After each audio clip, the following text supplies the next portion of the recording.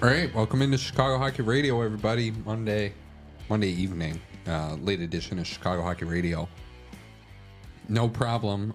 We figured we would take it late on this Monday, seeing as we're coming off back-to-back games and we don't have Hawks action until Wednesday. Going to check in with the fellas here, but going to do the standard protocol and also announce Lee is going live. He's going to be live streaming the game Wednesday against the Detroit Red Wings. Woo! Yeah, let's go. Hell yeah. Yeah, really pumped for that. We've been talking about it since we started this. Definitely something I want to be doing going forward. Just because I think it's going to be really fun. I feel like I watch a ton of streamers, podcasters, etc. Go live as I watch them watch different sports. Like I do it with soccer, I do it with MMA, and I think it's just like a recipe for some funny business. And I'm a really big sports gambler, so I'm sure I'll have plenty of action on the game, and everybody watching will know what action I have, so they can either ride with me or fade me and then laugh in my face if I lose. So yeah, I think it's gonna be a lot of fun. We're still gonna be doing the regular podcast that day, and we're still gonna have the post game afterwards. So be sure to tune into all those things. It's gonna be a fun time. Yes, be sure to like and subscribe to this show and to this channel. If you are an audio listener, please leave a 5-star rating and a review. If you are an Apple, you can leave a comment along with your 5-star rating. On Spotify, you cannot. So please go ahead and do those two things. And if you're a video listener, go do the audio thing. If you're an audio listener, go over and do the video thing and go subscribe to the YouTube channel. It means a lot. It helps us out tremendously, and you can also find us on Instagram at Chicago Hockey Radio. Sorry, boys, I'm posting the link right now to the show we are doing right now on Instagram, seeing if maybe we can catch a few strays live to you folk out there. And to the YouTube folks that are watching us, turn on those post notifications. Do it all. Because seriously, especially if I'm going to start and we're going to start streaming during the games. We stream, I'd say, over half of these podcasts, and then obviously we stream every single post game. So just so that you guys know when we go live, so you can get there from the start and you don't have to rewind or and the streams for the post games especially have been so fun because chat has been so active and we try to answer pretty much every single question. And yeah, people have been DMing us too, and like keep doing it. Yeah, in comments too on YouTube, I saw I saw a comment the other day that it was someone like basically making fun of me, disagreeing with me, but it had me like literally crying laughing because it was like such a funny comment. I should actually pull it up because I want to shout this guy out. But it was in regards to me talking about how the NHL needs players to start talking shit in the media a little bit more. And this guy, his @ was Chilaga Blackhawks. So I don't know really why it's Chilaga, but shout out Chilaga. He said, if you go to the media and run your mouth, you'd have 30 plus guys looking to take your top row every time you start talking. Yeah, you might have a point there, man. That's kind of what I was saying. It's like that puts a target in your back in hockey, man. I would agree with that person. Oh my God, dude. But yeah, so we also don't have any sponsors for this podcast currently. So Not yet. So not yet. But because the show has just kind of gotten off the ground, we do this because shameless plug for ourselves, and it's kind of a commercial for ourselves also. It really helps us out tremendously, and we're gonna get into the good stuff here, but because back-to-back Hawks wins, but really, we appreciate the support. It means a lot.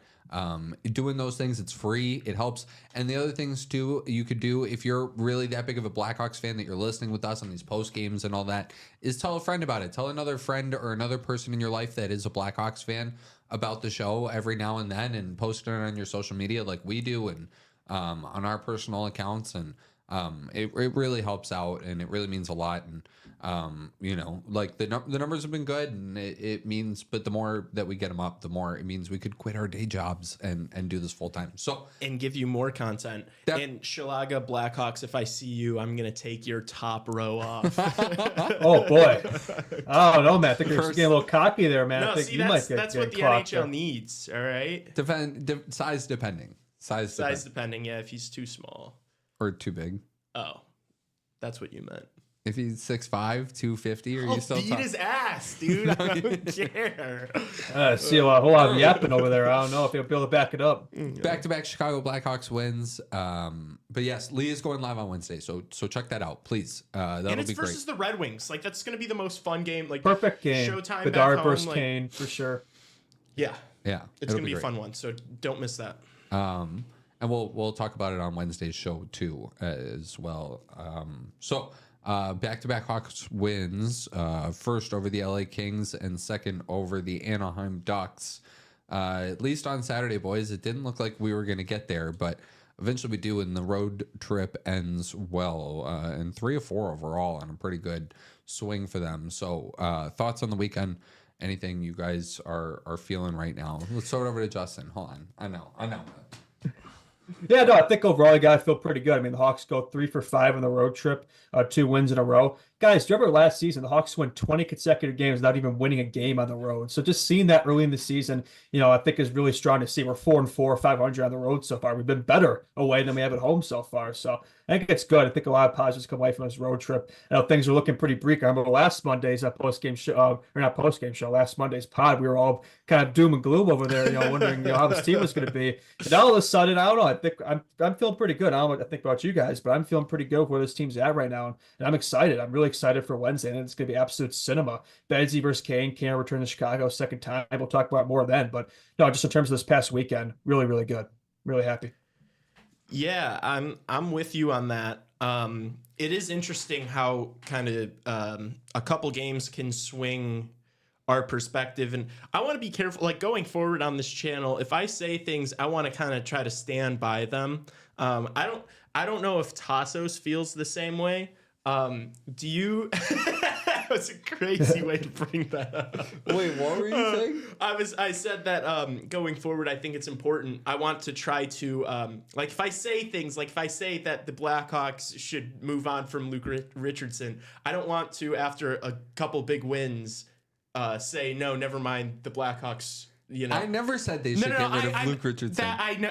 And we were never saying that. We were never saying that. I was strictly using that as an example. However, what you did say was that the Blackhawks should make an acquisition. Yeah, they still should. And you stand by that. Yeah. Okay, that's 100%. good. 100%. If not now, more so than ever. Okay.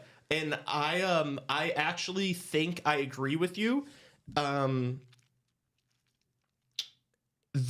I didn't watch the third. I wasn't able to watch the third period of that Kings game. Those first 2 periods were the worst of the season. Yeah. Those were so painful to watch that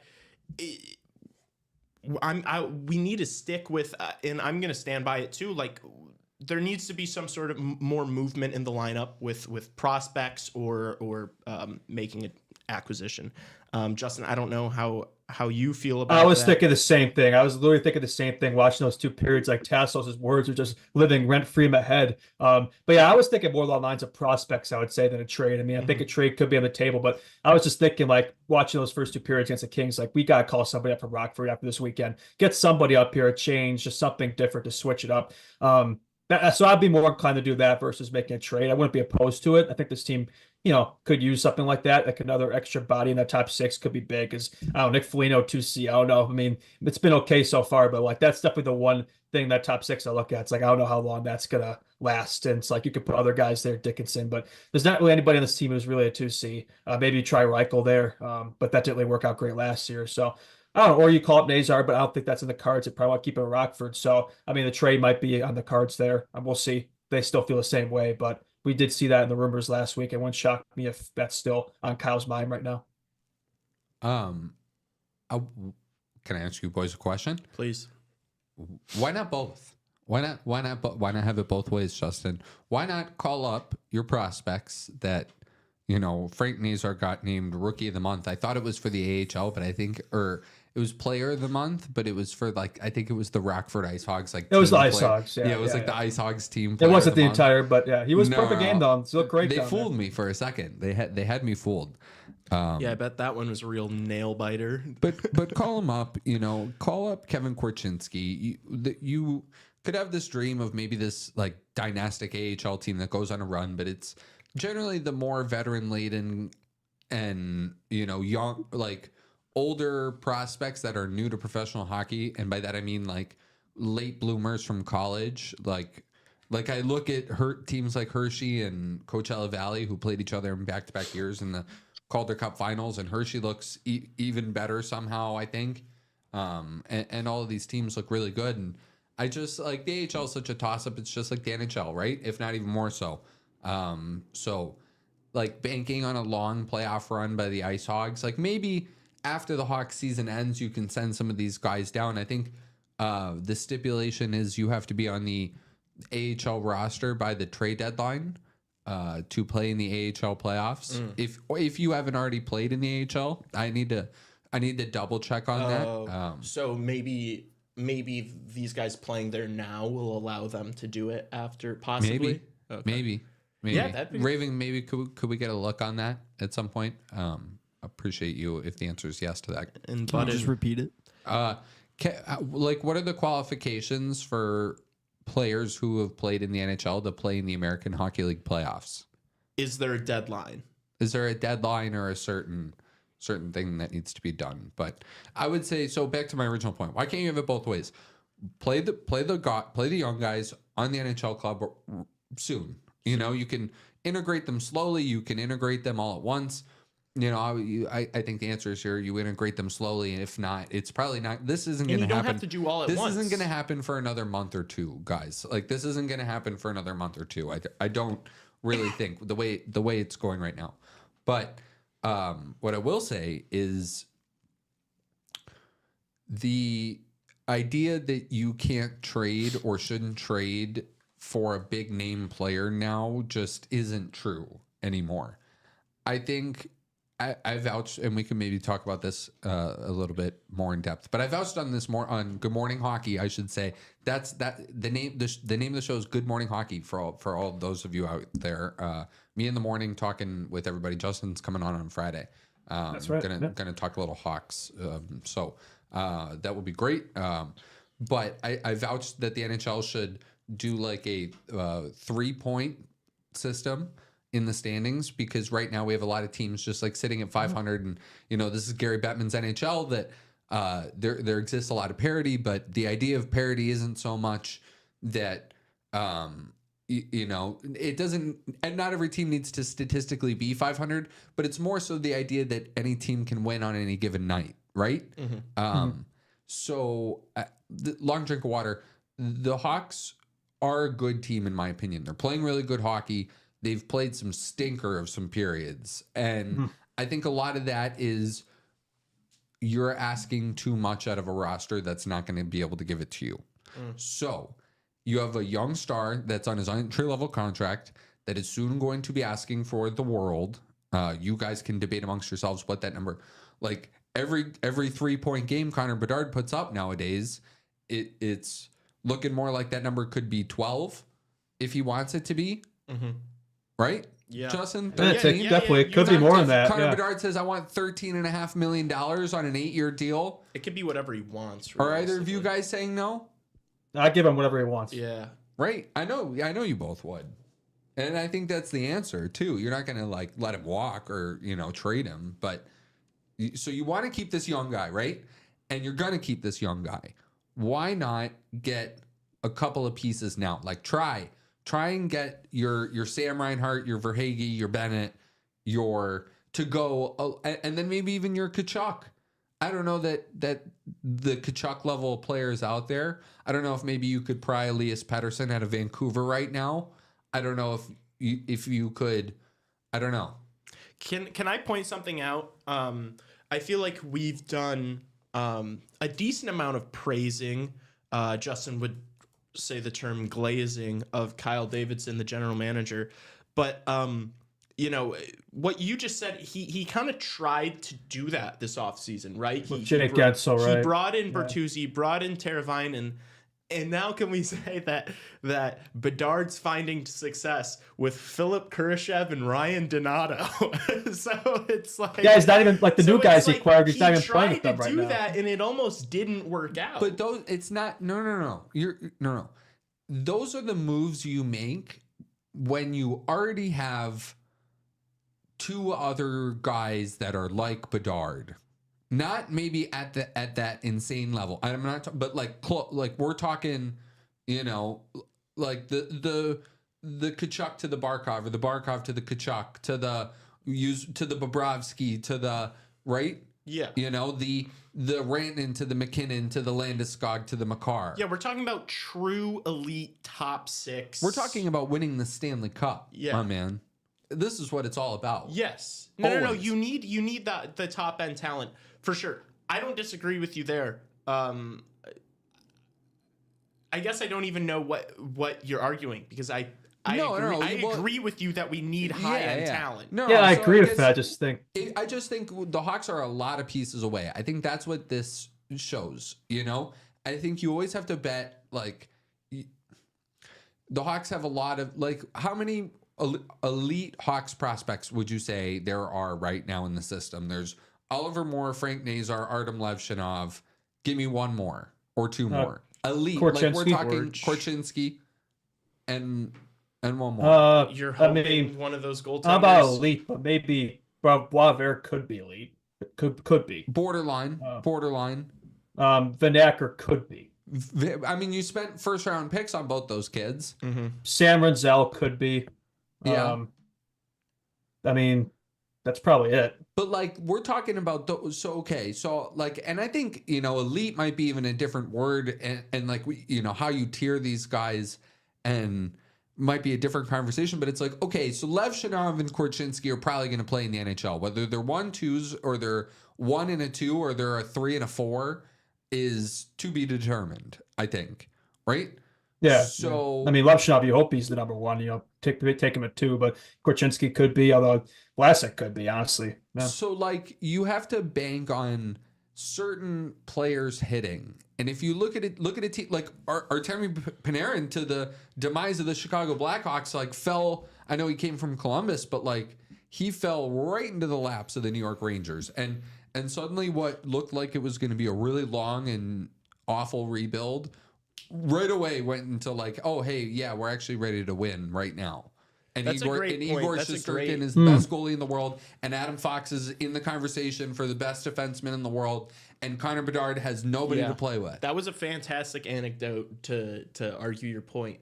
That is kind of what happened in New York. It felt like they were fucked. It felt like it was going to be a long, rough rebuild, and then all of a sudden they get this superstar, but then you also had like. I feel like we're on the same. Kind of came out of nowhere and turned into. Kreider. I mean, Kreider's been there a long time. He's been there a long time, but he hasn't been this good like the whole time. Like his production like went kind of crazy. But that's just not the situation we're in, though. The Hawks, I think we could all agree we have a bright future. We have that prospect pool. It's not like we're looking at this thinking, oh, this is going to take forever. Like, it's going to take time. Obviously, we all know that. But it's like, do you want to sacrifice, that future for like trying to win sooner? It's like, but what if that doesn't have like that sustainable success? Yeah, exactly. You can't be impatient. You want to get that big name player, but you don't want to do it at the detriment of your prospect pool or too much of your draft capital. I'm okay with moving. Dude, that's why I said, like, let's try to get 2 top 5 picks this year. You've got a good deep class. Like, do that. I think I agree with Tassos' point. Yeah, I agree with your point. I've said it before and I'll say it again. I just don't think this is something that's like right this second. I could see it maybe a year from now, going into next season or at the draft. But I just don't think right now, especially after all the moves we've already made, I just don't think it's something that right now we need to do. How many players do you like? Okay, so how do I explain this? Like, I think the Panthers are such a good model because even right now, I look at the NHL standings. I know like Winnipeg's good and the Hurricanes are good and the Caps had an off night against the Hurricanes, but they're still good. And I don't know who else I'm missing as far as like good record looking teams right now. But everybody else is like kind of 500, and it looks like the Panthers are the only team that have really come to play through the first like month of the season. But they look awesome. But everybody else kind of looks mid. I think if you look at a team like the Panthers and you could compare, forget the Florida Panthers, we could talk any of the Hawks teams you want to talk about, 10, 13, 15.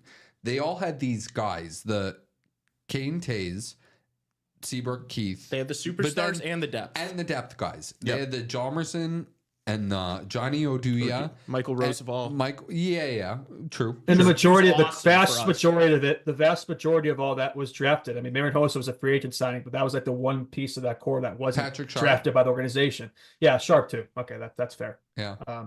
That's the kind of the point, right? It's like most of that, obviously it's not all going to come along, right? Now everybody's going to work out, but like we have so many prospects, so many first round picks. The vast majority of them are going to work out. There's going to be some of the later rounds, like some of those players, were really late picks and they worked out really Andrew great. Shaw. Yeah, like Dustin Buffalo. I know he's only on the 2010 team. That's another example. Like there's plenty of players in that team who are kind of later picks and were great, right? So, yeah, my point is, I guess you two things on top of my point that was originally two things. One, I think you kind of know what you have in guys earlier now than ever. Like, I think you kind of know what you have with some players. Some players, like, I'm not saying like a third rounder. Did you guys see that 7th round pick for Colorado? Like, that's how down bad the Colorado Avalanche are right now. That a 7th rounder picked in 2024, this year's draft, made his NHL debut for them. That's the third player to make his debut from the draft class. They're in trouble. After Celebrini and Luchenko. Yeah, we're ahead of the Avalanche right now. That's how bad they are. So, like, I think there's going to be a player available. You have to think of how many players away from something like any of those Hawks teams away you are. Like, yes, you are probably Artem Levshinov and Kevin Korchinski and a really high pick from this upcoming draft and one of Nazar and Moore, all of them hitting. Maybe one of Nazar or Moore doesn't hit or become like what they think they'll be. Maybe they both hit, and then that's 5 really good players. I still think you're 2 trades probably and 2 free agent signings away. So you can't I just think if you could find a player right now, especially I think the Hawks are a big piece away, either on the back end or someone to play with Bedard on the back end or goaltending. So, I don't think they're going to make a big move for like a second line center, I guess, if that's if you guys catch my drift. But I think they'll get like maybe a winger to play with Bedard, or they'll look in the defense market, or like they may look around and poke around at a second line center to like, a flyer on a guy, but I don't know that they're going to go like all in on a guy like that. You know what I mean? But I think it would have to be like a really big piece. I don't know. I also think that like when you look at the way some of these teams are succeeding in the NHL right now, like I'd say Edmonton is kind of an anomaly in the sense that they're not like this. But when I think of like 2 of the best teams in the league right now, the Dallas Stars and the Florida Panthers, the teams are built in a way where it's like you don't have 2 guys making an insane amount of money. Like nobody has Sam Reinhart in their top 10 in the league. Like nobody would say Sam Reinhart's a top 10 player in the league, but it's like they've got stop. We're getting close. We're getting close. If you want to, every time we always have these arguments and these debates where you say I'm just this trying guy's, to rub you you'll the be wrong like way Mitch Marner's a top 10 player in the league, but it's like if you actually go through the top 10 players in the league, Mitch Marner's not there. No, he's not. No. And neither is Sam Reinhart, although I think he's a phenomenal player. These teams, I feel like, are built like so many good players, like really good players, but they don't have like, I feel like you don't want the superstar, like you don't want too many superstars, if that makes sense. Not all of these guys are going to be superstars. You can't wrap up, like you can't be paying like more than one player $12 million. The Hawks are lucky if one of their current prospect pool turns out to be a superstar in the National Hockey League. Yeah, so that's what I'm saying. So I'm saying you don't need to go and get Mikko Rantanen. Yes, you do. Oh my gosh. That's craziness. If Mikko Rantanen is on the table, you Justin or what? No, I mean, if next offseason, if he's on the table, $12 million. I would pay Mikko Rantanen $12 million a year. Dude, I mean, how many teams have won Stanley Cups with players getting paid over that much money? The Florida Panthers just did. I mean, the cap's gonna be going up, though, man. I mean, the cap is gonna be so true. Another good point, dude. It's just like the recipe for success is not just having like a top heavy like. That's why I think drafting is so important. That's why I'm saying if you can get 2 top 5 picks in the draft, do that. I think the fact that we're talking about it, and that look, I don't profess to watch a lot of our other Chicago Blackhawk podcast counterparts, but or watch or listen, but. I don't know if they're all doing like trade talk like this. They're probably not. But that's why you're coming to hear it too. But I also I think there is maybe more pressure maybe this weekend. And that's probably what this weekend does, if anything, is it seemed for a second there after the loss against the Sharks that it was pretty bad. And if they had walked away from both of those games with 2 regulation losses instead of 2 wins, like, what do you think this show would be like right here? Well, it probably would have been better for the franchise because it would have made something happen quicker. Anyway, shifting kind of from this conversation, my coworker Spiro was in the chat earlier. I don't know if he's still here, but he said something about selling Ryan Donato. Ryan Donato has done something amazing for us because he is a UFA next year. We don't have him under contract next year, actually. He is scoring like fucking crazy, and it's not like he's just getting lucky bounces. He looks like our best player. Yeah. Like he actually, like, when he goes into the ozone, he's ripping shots. He's doing the same toe drag release that Bedard does. It's like he's been taking notes. It's like he's been possessed by, I don't know, fucking, I was going to say. Anyway, what would you guys like to see Kyle Davidson do with Ryan Donato? Because, I mean, talk about a guy that could be used as a serious trade chip. Yeah, no, you definitely got it. If you want to move into a top 5, like, imagine giving it a team that gets into the top 5 of the draft, throw in a second and Ryan Donato. Buddy, stop. Hey, I'm just saying, maybe or a second. Ryan, I think we're getting a little ahead of ourselves here. Ryan Donato. No. Hear me out. I'm serious. Think about it. You've got an NHL, a guy that's playing really well, and then a team that maybe needs more volume in picks is you know, if they have a smaller prospect pool than us, you give like second, thirds Ryan Donato. I think it's a for a top 5. I think we're talking like deadline. You move these kinds of pieces. Yeah, that's what I was thinking. I think the idea of the NHL.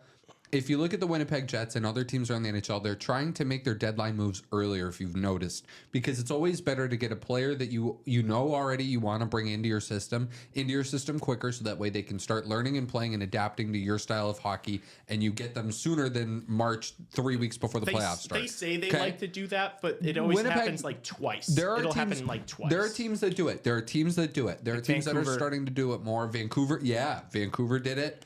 That's a good, So there are teams that did it. I think the Hawks should try and capitalize on the team that is trying to buy right now. What do you say yes to? Right, today. What do you say yes to? Today, 1,000%. What do you say? Do you take a second round pick right now? Yes. What? Yeah.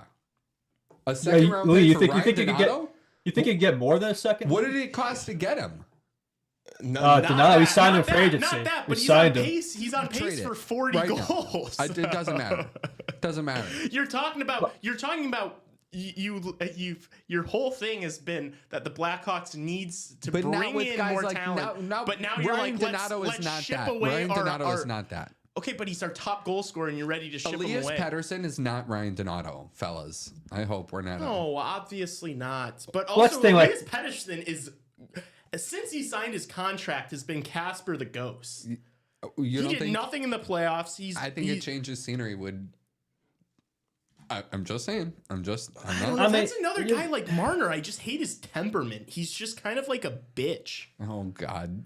Oh god. I mean, I've watched Patterson throughout his career though. Like He's, it's like, not whiny. necessarily the first time it's happened though. Like he's got the slow starts of 40. Once he gets going, he gets going. But up to now, if like we look at his career, he's always been a bottom six guy. That's why we've been talking about this so much. Cause it's like this is such an anomaly, right? Don't be wrong. I love Ryan Donato, but like if we really think that this production is gonna last, it's not. So I think to Tassos' point, it probably makes sense. Like if you can get something now to flip him, that's probably why he has him in the first line right now. It's like let's maximize that his production That's right why now. they're And doing get it. the most out of him, make him look better than he is, right? Bedsy feeding him, and he can be scoring a bunch. Yeah, It's true. If you can flip a fourth liner for, I guess I I'd see take the vision. second. I see the vision. Yeah.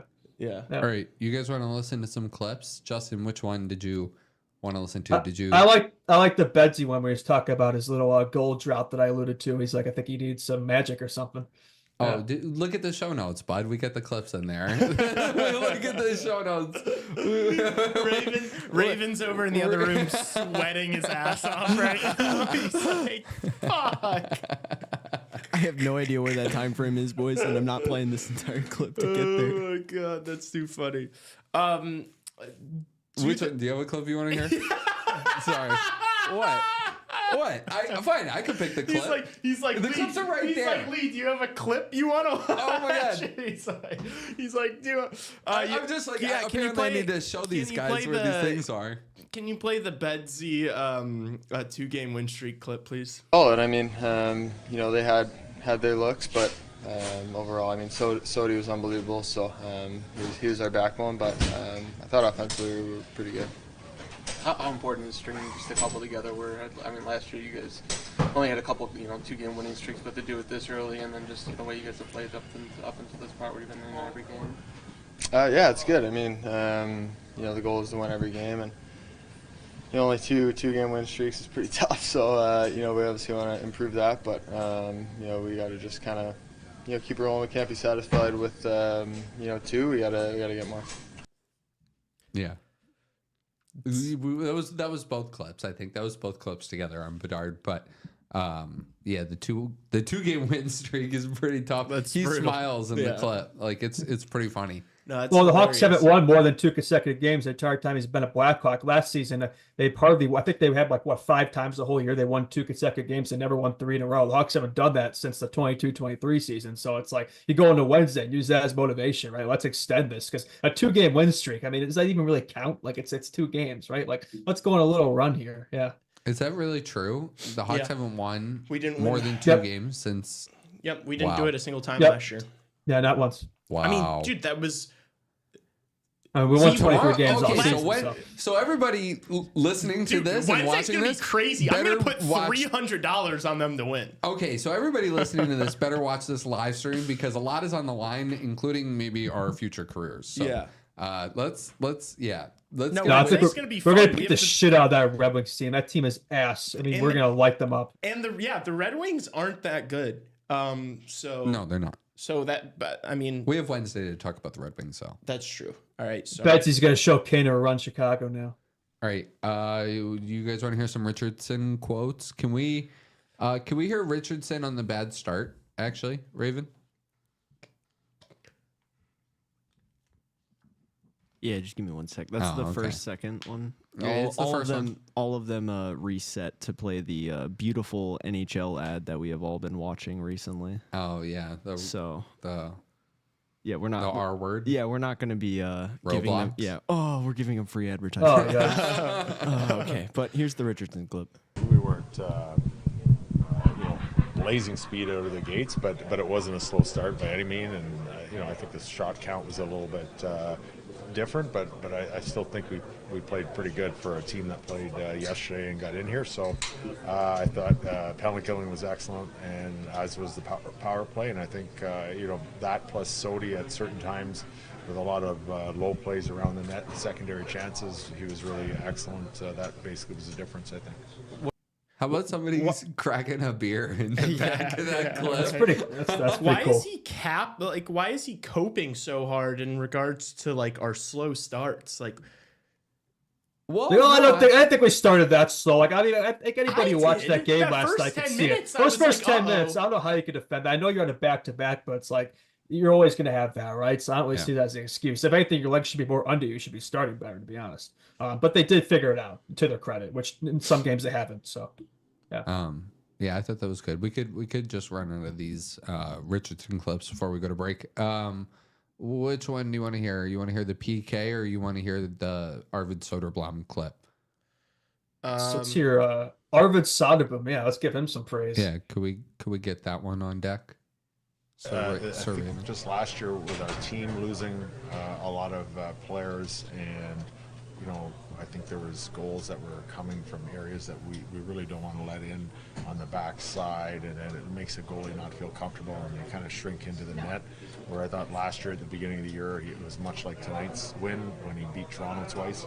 A lot of low plays around the net and secondary chances he's just solid on, and I think he's back to where he was at that time last year. So we got to do our job in front of him to keep him there. I mean, dude, we can talk about this stuff all we want, but how much of this, like, I don't know. It's like I almost don't want to give them too much credit because the Anaheim Ducks are so bad and they've been playing so bad and their coaching situation is rough and they have no structure. They don't even have like consistent power play units. It was good to get Soderblom in there though, and the fact that he's looked a lot better this season is It's great for his confidence. It's a for world of a difference too of where the organization thought this guy was at last year. But what do you do with him now that you got supposed to be coming back? So now you've got he's obviously you got the no third choice. string. You got to set him down the Rockford. I think you got no choice there really, which just kind of sucks. I feel like he's played so well. I don't think he needs waivers, right? No, he's good, right? Two-way, yeah, that should be fine. But it's good to see him get the belt too. It's funny. Foligno was like, "Say something, Sody," in his speech. Apparently, he's very quiet, Soderblom, but it's just good to see that leadership too, and just kind of him come out of his shell a little bit. All right, let's wrap it up with the PK one, and then we'll go to break. Okay. We talked about it today, and Kevin had a good meeting this morning and said we have to get back on being more aggressive. And I think we were right till the end when it was 6-on-4 and the guys were tired. That's understandable, and they got a good balance at the end. But I thought, we were aggressive on the entries. There was a couple face-off wins that I'd like to see better clears. Other than that, I thought the aggressiveness didn't really let them have a lot of looks on the inside. They did have some zone time on the outside, and we'll give them that. Yeah, the PK's been good for them. Mm-hmm. It's been one of the strong points of the team. It deserved to be perfect last night, but the Ducks just had to get that one with a few seconds left. But it's definitely been a positive. This team, it's been pretty consistent too. I wouldn't say there's been many games where the PKs looked off. There's been one thing that each game that shows up, it's been that. So that's been good to see. Special teams can win you hockey games, and that's been the case lately for the Hawks. Although the power play's been so up and down, I know it's different from the PK, but it's been so like feast or famine. So more consistency there would be nice. It either looks great or absolutely terrible. All right. Any other thoughts from the weekend that was with the Blackhawks? Justin, are you wearing a Hull City jersey?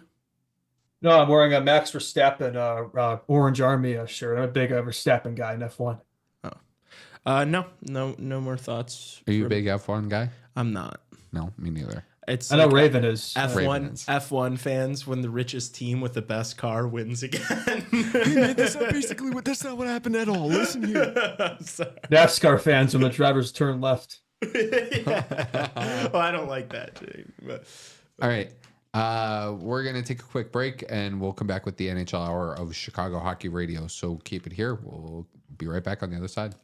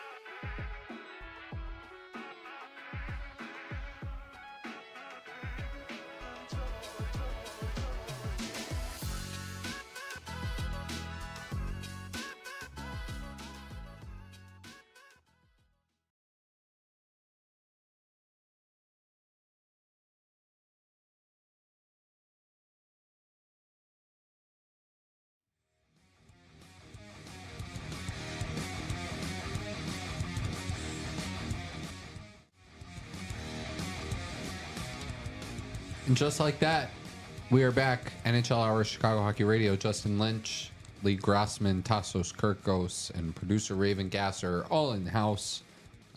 Justin on the nice camera in front of us. One of these days, Justin, we're gonna get you on the TV here, but then we'll be looking up at the TV. So yeah, that would be a little weird. But, maybe we get you on the back That TV would be here. awesome. if that we would could be have him on this awesome. one. Oh, that'd be sick. Yeah, it might Yeah. be visually a little goofy because The quality might not be that good, but I I'd think, like we to should, I think we should do everything in our power there'd be to two try to do Justins because you'd want the one that's like the whole picture of him too, but you'd also all right. So that's that. how No, we're we I wouldn't should mind do looking at that. myself That would twice, be so yeah. insane that I'd it would love to be see that. hilarious. That'd be If he cool. was like, what's Plankton's girlfriend in SpongeBob? Karen. Yeah. If you had like Karen Justin and then Zoom Justin, that would be. We could do That'd it be right sick. now. Yeah, I like it. It's an elite idea. Yeah. I don't know about you guys. I mean, tomorrow is a big day for this country, and I think the whole nation will be watching as the Columbus Blue Jackets face off against the San Jose Sharks. And if the whole fate of this country comes down to that game. So really looking forward to that. Really thrilling matchup there. Yeah. Yeah, quiet night around the National Hockey League. Only 2 games on tap tonight, including the LA Kings visiting Nashville to take on the Predators, and the late cap, the Edmonton Oilers Connor McDavid list, the Edmonton Oilers hockey team. Yeah, I mean, he is basically their whole team. So, no, Leon Draisaitl's been doing very good in his absence. So, they will play host. Yeah, it's actually looked pretty good without him. Yeah, I think it's day to day now. I think that's what he said, at least McDavid. So they might not be without him as long as they think. So that's big for them. Edmonton Oilers better without Connor McDavid? Question mark. Yeah. Draisaitl's looked a hell of a lot better. I mean, he was doing nothing before, but now ever since McDavid's been out, it's like you remember who he is. Well, shit, someone's got to step up. Someone's got to score. Yeah, I mean, he effectively is McDavid without him. Yeah. Tomorrow's a bit busier though around the league. 11 games. Anything pique your guys' interests a little Well, bit more? anytime I see Bruins Leafs, that's always must-watch hockey. You know, that's always cinema. So I'm Yeah. looking forward to that one for sure. Both teams in pretty similar situations right now, record-wise. So I wouldn't say either of them look particularly good, to be honest with you, particularly the Bruins. But they've started to get together a little bit lately. But and Maple Leafs just been so up and down. It looks like every game you watch, it looks like a different team. So, but that one's probably the one that the matchup that appeals to me the most. Outside of Blue Jackets, Sharks. Sticking on this game real quick, we had a question before we went to break. What are the thoughts on Tyler Johnson signing a league minimum to Boston? That's right. Oh, we can talk Blackhawks about legend, that yeah. now. I mean Tyler Johnson. There you go. I think the Bruins, I think, found their saving grace there. Tyler Johnson will get this franchise back on track. So yeah, good for them. But no, I think he's been at PTO for about a month now. So, but he wants to play in a contender, and apparently the Bruins are his contender. That's why he left us, apparently. So, but they haven't looked that much better than us, to be honest. Yeah. Yeah, I wouldn't call the Bruins a contender, and I would not call Tyler Johnson a needle mover. Yeah, no, I was being sarcastic. No, I know. Yeah. But good for him. Blackhawks legend. I don't know if there's much more to say about that other than, that team needs to do something, and I guess maybe this is a move that they think will push them in the right direction. But yeah, I don't think it's going to be enough. I don't think a depth piece is going to have that team be able to beat like the Florida Panthers. I mean, that's effectively what that team is outside of that Corey Pasta, Marchand, McAvoy. It's basically in Lindholm. It's basically just depth players, and then Swayman and Ned. Even Swayman, he doesn't really look like Jeremy Swayman this season so far. It must be said. Pasternak was sat for the third period the other night too. Really? Yeah. Oh yeah. What has been up with that? I mean, Montgomery's been getting into it. Marchand, now Pasta. I mean, what's going on over there?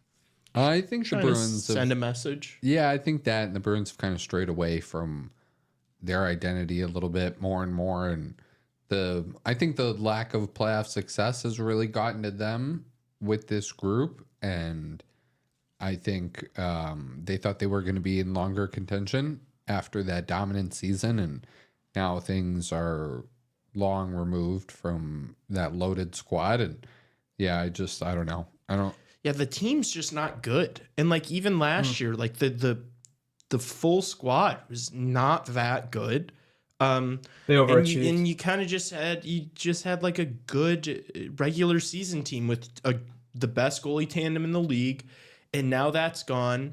And so you're not even doing that well during the regular season, and you're obviously not going to have any success in the postseason. Like, if you think the Bruins are going to win more than a playoff series, bet me, offer me money so that I can, because that's just not going to happen. But yeah, I mean, real issues. They needed rebuild. Like, I think that team's getting exposed. I don't think they're stiff in the playoffs, to be honest with you. I think the Cats exposed their ass. They don't have enough high-end talent, in my opinion. No. Yeah. And they don't really have any depth either. Yeah, no, I don't think even Johnson. That doesn't really solve any problems. No. They've been after him a while too. Like even before bringing him in on a PTO, they were trying to get him. It feels like for a while. Like they thought he was a good fit in their system. Yeah, I don't know where he's gonna play. Is he gonna be like a third line center? Like, I guess if you're the Bruins, you hope that, and Charlie Coyle plays good enough to be your 2C, and Yeah, I mean he could be effective in the power play. That's kind of where he got pretty much all his production at the Blackhawks on the power play. So maybe they think he can help that out potentially, second unit maybe. Yeah. I mean, just like think about their first three. Yeah, think about their 1, 2, and 3 centers versus the Florida Panthers. It's just like you just get smoked. Yeah. I was gonna ask you guys about something, but I totally blanked. Oh. I thought you were gonna come in with something. Nah, I know. I know that. I'm just fucking with you. Man, I totally forgot what I was gonna say. That bums me out. It bums me out. I hate when. Yeah, I thought Lee was gonna say something too, and then Dude, I thought fucking you were gonna say something. No, I had nothing to say. I was waiting for you guys to speak. Yeah, the games tomorrow they'll look good. I don't know. Flames, Canadians, Islanders, Penguins. The Islanders are in one, boys. They got problems. They got issues. Yeah, that team. And now Barzell's out for a while, right? He's And gonna be Pelech. out. So, I mean, who's gonna score? I mean, with him gone, literally, like, how are you gonna put pucks in the net? Yeah, they got Ilya problems. Sorokin. He'll Sorokin's he'll gonna start score. taking some shots. How about the Minnesota Wild? They're awesome. I called it. No, you did not. I called it, you bitch. No, you hey, did not. relax. Oh, we got call the some Wild were gonna be plagiarism awesome. going on over there. Oh. I literally said that I gloated about the Wild roster at the start of the year. I'm like, if you just look at this team, they have so much talent. They're gonna be good. And I'll be honest, like so far, I'm not looking good. Like I was not sold on the Wild at all. I thought they were going to be mid, and so far they're proving me wrong. They look great. They do look Michael great. Russo said that the Wild quote love Brock Nelson too. So that's a good. I mean, the Islanders are going sideways. So Well, you going get nowhere Nelson fast. out there, then they literally have nothing left on offense. Yeah. Oh. Yeah, that would be it for them. Winnipeg Jets 11-1 hosting the Utah Hockey Club tomorrow. That's insane. They're still on this run. I mean, I don't know how long it's going to last, but like how they're playing now, it's like shit. I mean, I don't know if it's going to stop. They could be having their like own little version of a 22-23 Bruins season. I don't know. Maybe that's a little early to say that, but they just look so good, man. Like there's no weaknesses right now. It's unreal what they're doing. Yeah. They've got a great first line. Yeah, that's Kyle Connor. I mean, is he leading the NHL in points right now? He's got to be up there. He's got 19. Okay, he's close. He's definitely top 5, I would imagine. And like you look at that team, it's like there's like 10 guys of like at least like double-digit points, if I'm not mistaken, or at least close to it. It's like just the production they're getting all throughout the lineup is pretty insane. You rarely see something like that. NHL leader in points. 3-way tie between Sam Reinhart, Kirill Kaprizov, and Cale Makar at 21 points apiece. Nice. I see very nice. Yeah. And then Kyle Connor is third. Also Okay. I knew he was up there, yeah. Also has Kucherov, McKinnon, and Stone ahead of him. Mark Stone, sneaky 20 points already this season. Yeah, he's been awesome. I wonder what the book has as like the favorite to Dude, sneaky points. Dylan Strome, sneaky 17 points already this year. Yeah, there's another Blackhawks legend there. He's looked good. Ovechkin, he's looked like he's drinking the fountain of youth this season. Yeah, so he might be able to get that goal record this season. It might not even be next year. So I mean, that's heck yeah. He and will. Strome have a good connection for sure. It's good to see from Dylan Strome. It's a shame he didn't work out long term here at the Blacks, but I think he's been a great fit at the Capitals, and he's definitely emerging finally as that true 1C. I know a lot of people are questioning like if he was worth the third overall pick, but like it's taken him a while to get to that potential, and now he's certainly looked like it now for sure. Sorry, I'm just looking through this list here. Can I ask you boys a question? Would you knowing what you know now and taking the contract he has now, this is a Hawks question, so sorry to let a little Hawks bleed into NHL hour here, but would you guys take the Brendan Hagel trade now? Would you guys, or would you hang on to Brendan Hagel? I think it was 2 first-round picks Hawks got back. That's right. Yep. So would you guys do that trade, or would you hang on to Hagel and have him locked up long-term? Who me did we personally, draft off of those picks? Oliver Moore was 23. Who was it? The other one is like this upcoming year. It's upcoming, right? Because that was. Do the Hawks have 3 first-round picks this year? They have 3. I thought they had 2. Well, then they must have spent or already used both of the Hagel pick.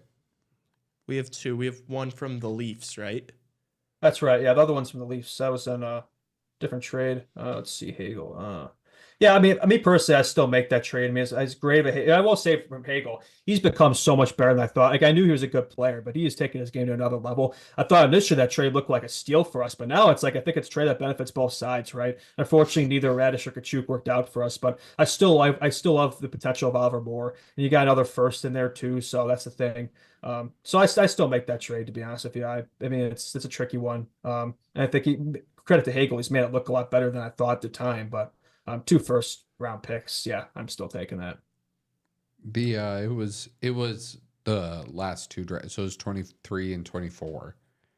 So would have been Boisvert then would have been so basically Boisvert and Moore. Yeah, I mean, we haven't even seen these guys yet, so it's you can't really judge it now. Yeah. It's a trade. We won't know who won this trade for a while. It might be one of those trades where some trades are like that, where both teams win. We knew Hagel was a great player, but you got 2 first-round picks for him.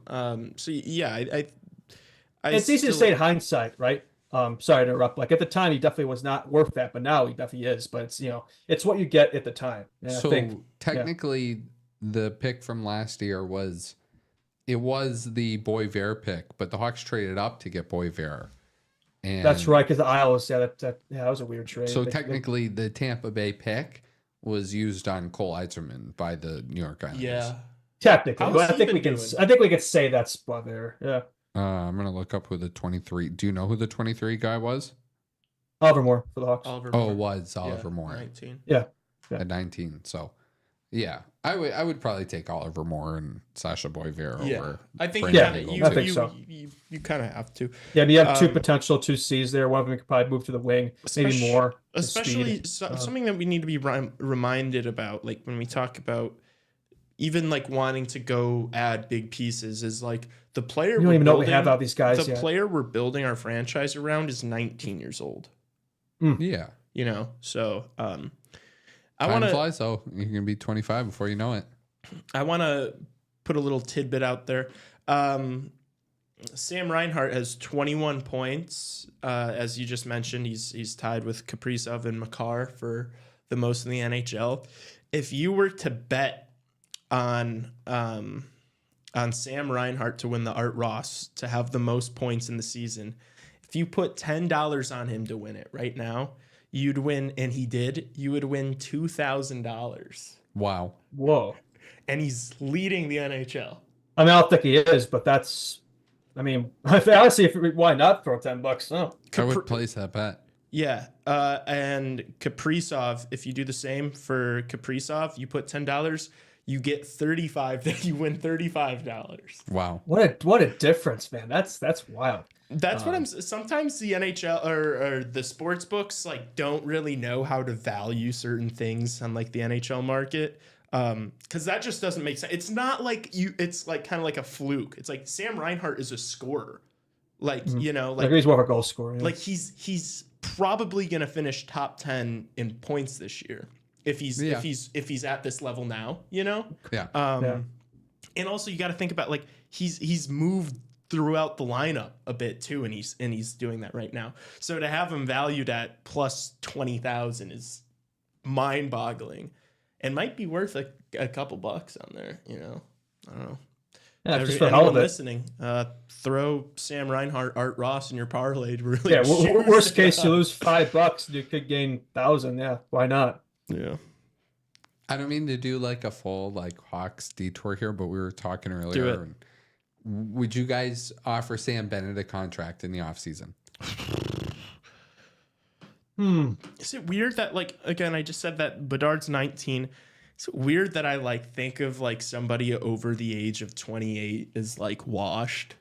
Yes. Not obviously I'm tongue in cheek and joking. That's what sports does, though. The players say it themselves. It's like, oh, I'm 18 and I'm a young buck, and I'm 21 and I'm a young buck, and then, at 30 I'm a vet, and then at 35 I'm over the hill, and then at 40 I should be dead. And it's like, there's life after that. Yeah. If the contract's fair, but I'd be worried about overpaying him, especially because he's at his peak right now in the season he's having. But he is a dog, Sam Bennett, physical. Like that's exactly the kind of guy we could use on his team right now, to be honest with you. So I'd be down to it for the right term, right price. He'd definitely be a guy I'd be have circled, as a potential Marion host addition to this team or like that. I'd be interested in that for sure. But I'd ask you for the right price. The Pettersson contract is just too big.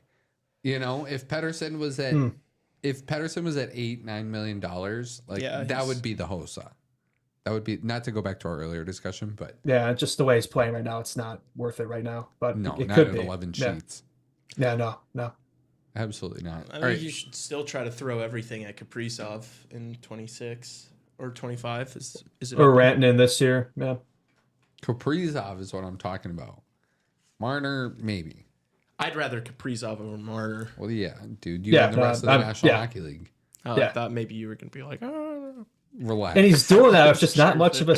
I mean, there's a supporting core there, but not compared to other players in his position. He's doing more with less. It's really impressive. I mean, I imagine what he could do with like the numbers he could put up with Bedsy. I mean, it'd be astronomical. Yeah, he's putting up insane numbers with Matt Zuccarello. Who's the next big defenseman to go UFA? Even though no defensemen really go UFA, it seems like. Raven, do you think maybe we could get one last look up on the day? Yes, sure. Who the next big defenseman UFA are? Like, I know Cale Makar only has a couple of years left on his deal. I think it's 2 more after this one, I want to say. And Cale Makar only makes like $9 million a year. That next contract's going to be an absolute bag. Yeah. Cale Makar makes like 9. So he's due up in a few years. Haskinen's locked in long term. Fox is locked in long term. You're not really going to get any of these guys. I think maybe Quinn Hughes eventually, but I think he'll probably try and migrate and play over with his brothers. But you think so? You think that's happening? I would bet on that at some point. I think he really enjoys being captain of the Vancouver Canucks and takes a lot of pride in it and does a really good job at it. And the whole Pettersson thing is so interesting because the captaincy, when Rick Tocchet got there, it was a big question of who the captain was going to be. Was it Quinn Hughes? Was it Elias Pettersson? Was it JT Miller? And it was Quinn Hughes. And when you heard Rick Tocchet talk about it, it was almost as if it was a slam dunk. And I think Pettersson always felt as if it shouldn't have been that much of a slam dunk, to maybe make Quinn the captain.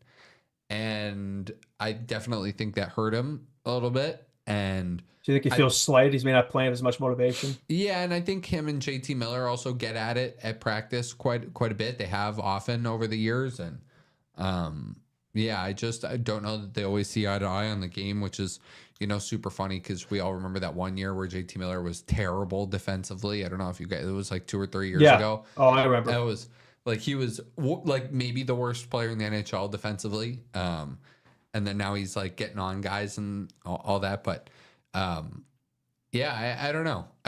I think eventually Quinn could maybe go play with his brothers. I think that could be something that we see. Yeah. Oh, you don't think New Jersey would entertain that? I think they would love. I think the NHL would love to see that for their marking. Oh my gosh, all 3 Hughes brothers in the same team. They'd be having an orgasm over there. Your UFA RFA question. If you talking to the microphone for next year. You got like Aaron Ekblad. You've got, I'm going to say, I mean, you can look, but the names I'd know would be like Chikrin, Keandre Miller, Evan Bouchard. I don't know if any of these teams are going to let go of these guys. Evan Bouchard is awesome. What is K'Andre Miller, RFA in 2025? Yes, he's an RFA. Maybe you try. You're a big fan of Evan Bouchard? I am. Yes. Evan Bouchard is UFA, I'm not. or He's an RFA this year in 2025. Really? Yeah. He has a bomb, but he doesn't play any defense. But I that's disagree. a lot. I don't think that's true. I think he is a pretty good defensive player. He's all right. I don't think so. Did you guys hear that they were talking about adding Darnell Nurse to Team Canada? And I mean, that's a joke. Please do. That's a Please joke. do. yeah. Wait, really? Oh, I thought that. Oh, was a joke. no. I mean, that's a joke that you would do that. Oh, yeah. No, I totally agree. Chris Johnston of The Athletic and the SDPN, the Steve Dangle Podcast Network. Shout out fellow small business podcast companies. He put out his Four Nations face-off roster predictions, and he had Team USA having Chris Kreider and Vincent Trocheck on it. What do you guys feel about that? Trocheck. I don't know about Trocheck. I don't Okay, think Kreider. those are I my was only going two to say the disagreements with opposite. that. I was going to say Trocheck, I could maybe pull up the Kreider, team no. right now.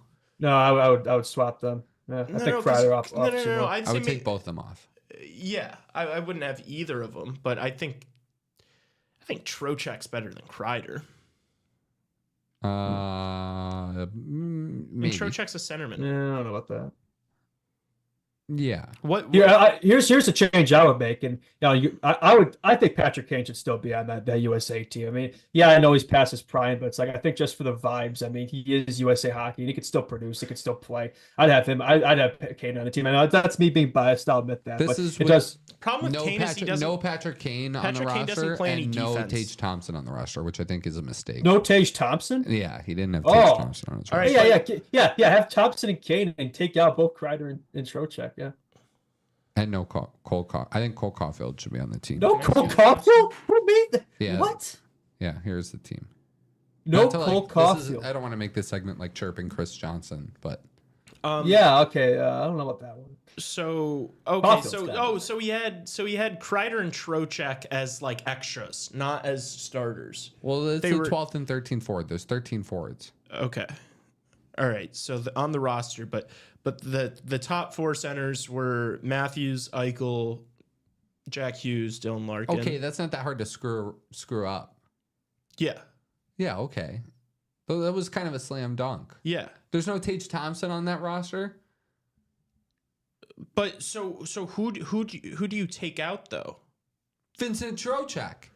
Okay, so you take out Vinny Trocheck and put in Tage Thompson to also not play He'll 'Cause- play fourth line over over Larkin. over Chris Kreider. Chris Kreider will be the 13th guy. They'll rotate him in. Or and maybe I would swap Caulfield for Kreider and have Caulfield, but both those guys I would have for the same purpose, which would be the power play. Yeah. Also, doesn't what we have were Caulfield. talking about while we're talking about this, to make this point of emphasis, we were talking about doing post-game shows for these Four Nation face-off games, especially the USA-Canada matchup. They play Saturday night at the Bell Center, which will be awesome and rocking, and it'd be super cool if you could go. I mean, tickets are pretty cheap. They're only like $250 Canadian, which I hear is like Monopoly money. I'm just kidding. I'm sorry to all of our Canadian listeners, of which I know we have a lot. Apologies to you. But yeah, no, we could go to the games, but that would be fun. I would love to see. But my thing is I'm not spending money on something that doesn't mean anything. Like the games don't mean anything, correct? Yeah, they don't. We decided that. Yeah, it's entertainment. They're yeah, kind yeah, of. yeah. That's why I'm saying I'm kind of worried that like these players are not going to take these games seriously. You're still playing for your country. You're I think they're still gonna give it their all, but maybe they'll be worried about injuries too and disrupting the NHL season. You're saying this Yeah. from your perspective, but when you think about athletes that are getting paid several $1 million a year, they can be like, they can even say, yes, I'm gonna, but the proof is in the pudding. We'll see. If it's pretty easy to tell when the level's not there. I'd still rather watch this than a bunch of all-star BS any day of the week. Any day. Of course. Yeah. Yeah. So, Also, I think we're underselling how much Finland and Sweden don't like each other. Like yeah, they that's don't like each rivalry. other. Yeah, I wouldn't say the U.S. and Canada. Maybe that's a little more friendly, but I wouldn't say they like each other too much either. So yeah. I Should think, definitely get some if good games. anybody doesn't think that those guys are going to get juiced up Saturday night at the Bell Center, like USA, Canada. Oh like, yeah, come on. I'm yeah. getting a little riled up here thinking about it. And I mean, that's the first. I That's the know first you best are. and best we've seen They in are. like They're since gonna be playing in the 2016 third World Cup. game. In the game. You see, I don't know. I'm just worried that it won't be what you're hoping it is. I don't think it's going to be anything. I'm not hoping it's going to be anything. Also, it's like I also like don't care. Like, it sucks to say, but anything for these national teams, best on best. If you win anything, like even if you win in the Olympics, if Russia's not playing, it's like that win's gonna have an asterisk on it. Yeah, because it's like Russia is a unit. Like, if you talk about who they have at like forwards alone, and then of course they've got what, 3 of the top 5 goaltenders in the world. Yeah, I mean, it's Like, pretty loaded. Let the Russians play. And then, yeah, the Swedes and the Finns both have amazing rosters. Like, I feel like this is the best, the most, like, level that it's been, where it's like you have... USA's the favorite, I think, for the first time. As That's they, why I think this is important. as they should be. What were you going to say, Justin? Yeah, no, I mean that sounds great, but the U.S. they always find a way to disappoint in this top international competition. Once the men juniors, they're great, but I hope they don't disappoint again. You have But to do what you yeah. do at the World Juniors, though, and you have to like load up the team. And yeah, I know the U.S. likes to do the college, 1980 Miracle on Ice TDP thing, and like yeah. put a bunch of like third line grinders that play at Providence on the team for the World Juniors, and instead of putting like James Hagens on the team last year or something like that. And it worked out okay, right? It was a hell of a team. Yeah, it worked out fine, but like you could have, and maybe probably you should have, but you didn't. But they used to do that. Like, I don't know if you guys remember that 2014 World Cup of Hockey USA team, but it was... They left out some big names. Oh, yeah. they left... Like Kessel is a big one. Or not, Yeah, or not sorry. Not, and the team was 16. old, and it was slow, and it was brutal. Like, it was so brutal. And now you have all of these guys. Like, honestly, man, if you leave even the slightest indication, and I know Chris Kreider scored 50 goals in the National Hockey League, so it's not like, some of the other guys that they brought on that 2014 team, but, if you leave a guy like Cole Caulfield or, Tage Thompson off the roster, like, you're going to get burned. You're going to get burned against a team like Canada, I don't know, but Team USA should be the favorite. And this is the best that the nation's been at. Like, we're pretty much, if we're not even with Canada, we're as close to even as we had been. So it's just an opportunity for sure. Not just for the 4 nations, but for the Olympics next year as well. I think defending and goaltending were better than them. Oh yeah, no question. Goaltending. That's not even close. That's where Canada's going to get exposed. I think is the goaltending. But that team's so good, it might not even matter. They'll just outscore the problems. But against the U.S., it might be tricky. Yeah. I think players are going to get up for this. Also, the other thing too, somebody in the comments mentioned it. People have been waiting for this for a long time. Like the players too. Like they've been waiting for some little taste of this. And I don't think, which that's another discussion for another day, maybe on the morning show. But of, like players should take the World Championship more seriously. And the more players that go, the more fun it becomes and the higher level of competition it becomes. But I heard something, it was like an interview, I think with Nathan McKinnon somewhere, I want to say, where apparently like Sidney Crosby called him up and was like, oh, like, do you want to go to the World Championships? Like, I'll go if you go, as in this year in the Czech Republic. And then Nathan McKinnon was like, nah, I'm pretty banged up. I don't really want to go. And Sid's like, all right, cool. You know what I mean? But like, imagine if those guys all said yes every year to the World Championships, then the World Championships would be some level of the best on best, as much as you can get it with the Stanley Cup playoffs still going on too, right? But you could still squeeze out a ton of elite NHLers out of that if you all got on the same. But it is totally like that. There's another discussion, like, why is it Czechia won the World Championships and they can ice an NHL roster? Why aren't they in this? Why aren't they in this tournament? I don't know. Yeah, who decides who plays in this? The National Hockey League. Oh, the National Hockey League. like country-wise, they choose which countries? Yeah. Oh. The Four Nations face-off isn't like a thing. It's Yeah, not it's like not an like IIHF a tournament. Yeah. And So it's not that's the Olympics, That's so. why I'm worried nobody's gonna give a rat's ass about it.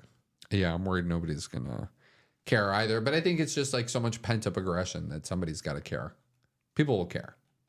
Do you think that all these superstars are going to go and play? Yeah. Oh Well, my you got gosh. to, right? Yeah, we're just gonna not show up. What? I don't know. What if the Nate McKinnon's like, oh yeah, I'm pretty banged up right now. I don't think so. Maybe, but maybe. Well, and if they do, we should be crucifying these players. I think the NHL would really push that player to play. They Yeah, should. I don't think they'd have much of a choice, especially if it's an NHL thing. It's like, yeah, I mean, they got to, right? Yeah. I think they would strongly advise them to play. All right. Yeah. Anything else? Any other thoughts for tomorrow, gentlemen? Anything else? Kind of a slow day around the National Hockey League today. Not a lot of news. A lot of games on the weekend, but not a lot of games. Only 2 games tonight, like we said. Not, no breaking news, no trade, no Sidney Crosby traded out of Pittsburgh yet. Boys, how about Ilya Sorokin to the Chicago Blackhawks? Just saying. Well, there's that like fake like tweet or something. I'm from just like, gonna I don't know start who it saying was. players Yeah. every episode. Good, do it. I'm gonna just start saying players. Ilya Sorokin. I'm all for fun little trade baits. All right. That's gonna do it for us here. We will be back. Wednesday is gonna be an awesome day. Show first, Lee live stream second, post game show third. Yep. So we're gonna be Chicago Hockey Radioed out, but it'll be awesome. Honestly, that's gonna be such a fun day and a ton of cool different content. Adding new things is a big part of us growing as a brand, and we are taking suggestions. Like anything you guys say. Somebody said in a comment on one of the things, Lee was talking comments earlier. Somebody said in a comment like, "Hey, you guys should like move these as in the post game shows further up on the YouTube channel, like the tab on the homepage." They were like, you should move that further up on the YouTube channel so that way we can see it. And so then I made a nice one for the podcast, right? So we can differentiate between podcasts and lives. And I shoved it right all the way to the top. And I shoved the short because it automatically puts the shorts at the top. And so I moved it down a little bit. And I was like, all right, like you guys give us suggestions, like we take them. Somebody said, hey, why don't you guys get guests? I brought up the idea of getting guests on the show. Somebody said Justin should use his personal Instagram account. I said Justin should make a personal Instagram account. So we're taking suggestions. We're happy to do more. We're going to answer questions on Friday too. So we got a couple of those on the weekend. So keep sending those in, and we'll continue to bang for that. But make sure to subscribe, follow us on Instagram, do all that fun stuff. Leave a 5-star rating or review. Helps us out tremendously. And fellas, I don't know if you have any parting words for the people, but that is it from me. Go out tomorrow, commit voter fraud. Tune in to Chicago Hockey Radio on Wednesday. Simple as that. All right. Yeah, ditto. Yeah, absolutely nothing important going on in this country tomorrow. Yeah. Yeah. Big day. All right. All right. That's it. See everybody Wednesday. Thanks, fellas. Adios.